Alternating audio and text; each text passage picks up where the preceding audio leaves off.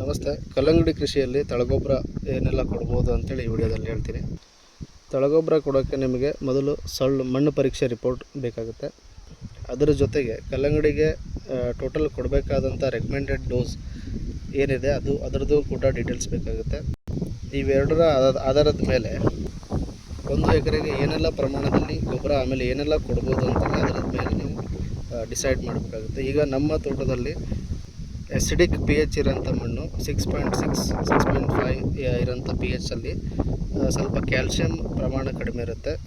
ಅದಾದಮೇಲೆ ನಮ್ಮ ಮಣ್ಣು ಪರೀಕ್ಷೆ ವರದಿ ಪ್ರಕಾರ ನಮ್ಮ ಮಣ್ಣಲ್ಲಿ ಕ್ಯಾಲ್ಶಿಯಂ, ಮ್ಯಾಗ್ನೀಷಿಯಂ ಹಾಗೂ ಸಲ್ಫರ್, ಫಾಸ್ಫರಸ್ ಇವೆಲ್ಲ ಅಂಶಗಳು ಕಡಿಮೆ ಇದ್ದಲ್ಲಿ ನಾವೇನು ಮಾಡಿದ್ದೀವಿ, 1 ಎಕರೆಗೆ 2 ಬ್ಯಾಗ್ನಷ್ಟು ಇಲ್ಲಿ ನೋಡ್ಬೋದು ನೀವು ಬೇಸಲ್ ಡೋಸ್ ಆಲ್ರೆಡಿ ಹಾಕಿದ್ದೀವಿ. 2 ಬ್ಯಾಗ್ನಷ್ಟು ಎಸ್ ಎಸ್ ಪಿಯಲ್ಲಿ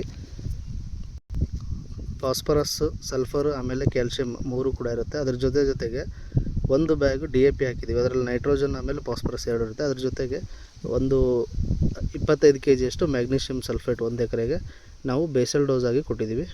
ಇದು ನೋಡ್ಬೋದು, ಈ ಫರ್ಟಿಲೈಸರ್ ನಿಮಗೆ ಕಾಣ್ಬೋದು. ಇದರಲ್ಲಿ ಮಣ್ಣಲ್ಲಿ ಕೆಲವೊಂದು ಗೊಬ್ಬರಗಳು ಬೇಗ ರಿಲೀಸ್ ಆಗುತ್ತೆ, ಕೆಲವೊಂದು ಗೊಬ್ಬರಗಳು ಲೇಟಾಗಿ ರಿಲೀಸ್ ಆಗುತ್ತೆ. ಆಲ್ಮೋಸ್ಟ್ ಒಂದು 20% ಫರ್ಟಿಲೈಸರ್ನ ನೀವು ಬೇಸಲ್ ಡೋಸ್ ಕೊಡೋದ್ರಿಂದ ಒಳ್ಳೆ ಇಳುವರಿ ಪಡಿಬೋದು. ಆಮೇಲೆ ಕಲ್ಲಂಗಡಿ 3 ತಿಂಗಳ ಬೆಳೆ ಆಗಿರೋ ಕಾರಣಕ್ಕೆ ನೀವು ಕೆಲವೊಮ್ಮೆ ಬೇಸಲ್ ಡೋಸ್ ಕೊಡದೇನೂ ಕೂಡ ಫರ್ಟಿಲೈಸರ್ ನೀವು ಕೊಡದೇನೂ ಕೂಡ ಪ್ಲಾಂಟೇಷನ್ ಮಾಡ್ಬೋದು. ಯಾಕಂದರೆ 60ರಿಂದ 70 ದಿವಸದ ಬೆಳೆಗೆ ನೀವು ಒಂದು ದಿನ ಬಿಟ್ಟು ಒಂದು ದಿನ ವಾಟರ್ ಸಾಲ್ಯುಬಲ್ ಫರ್ಟಿಲೈಸರ್ ಕೊಡ್ತಾ ಇರ್ತೀರ. ಅದರಲ್ಲೂ ಕೂಡ ಮ್ಯಾನೇಜ್ ಮಾಡ್ಬೋದು. Thank you.